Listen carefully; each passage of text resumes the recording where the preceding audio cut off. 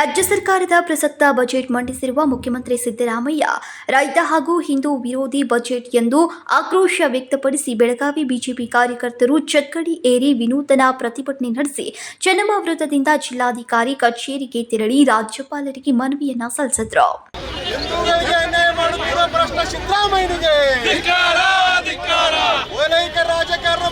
ಮುಖ್ಯಮಂತ್ರಿ ಸಿದ್ದರಾಮಯ್ಯನಿಗೆ ರೈತರಿಗೆ ಅನ್ಯಾಯ ಮಾಡಿದ ಸಿದ್ದರಾಮಯ್ಯನಿಗೆ ಸಿದ್ದರಾಮಯ್ಯ ಅವರು ಮಂಡಿಸಿರುವ ಬಜೆಟ್ ಆಧುನಿಕ ಮುಸ್ಲಿಂ ಲೀಗ್ ಬಜೆಟ್ ಆಗಿದೆ.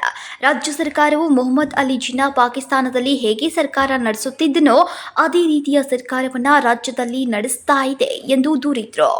ಕಾಂಗ್ರೆಸ್ ಸರ್ಕಾರವು ಸಾಂವಿಧಾನಿಕ ಮೌಲ್ಯಗಳನ್ನು ಹಿಂತೆಗೆದುಕೊಳ್ತಾ ಇದೆ ಮತ್ತು ಅಲ್ಪಸಂಖ್ಯಾತ ಸಮುದಾಯಗಳ ಹಿತಾಸಕ್ತಿಗೆ ಮಾತ್ರ ಸಂಬಂಧಿಸಿದ ಹೇಳಿಕೆಗಳು ಮತ್ತು ನೀತಿಗಳು ಜಾರಿಗೆ ತರ್ತಾ ಇದೆ ಎಂದು ಆರೋಪಿಸಿದ್ರು.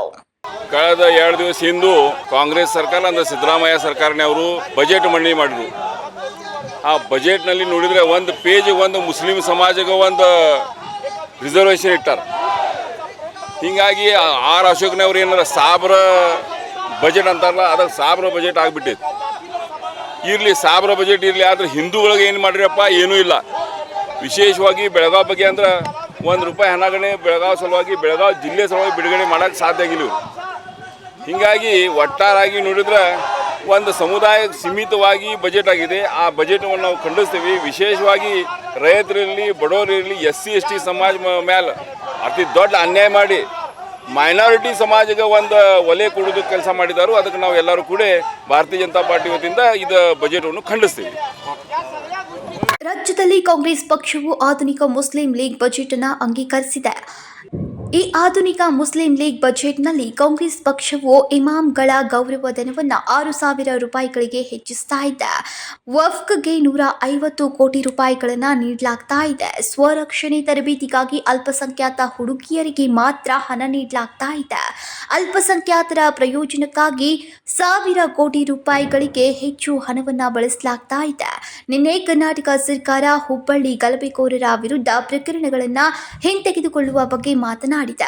ಆದ್ದರಿಂದ ಕರ್ನಾಟಕದಲ್ಲಿ ಕಾಂಗ್ರೆಸ್ ಪಕ್ಷವು ಮೊಹಮ್ಮದ್ ಅಲಿ ಜಿನ್ನಾ ಪಾಕಿಸ್ತಾನದಲ್ಲಿ ಹೇಗೆ ಸರ್ಕಾರ ನಡೆಸ್ತಾ ಇದ್ನೋ ಅದೇ ರೀತಿಯ ಸರ್ಕಾರವನ್ನ ರಾಜ್ಯದಲ್ಲಿ ನಡೆಸ್ತಾ ಇದೆ ಎಂದು ಮನವಿಯಲ್ಲಿ ದೂರಿದ್ದಾರೆ.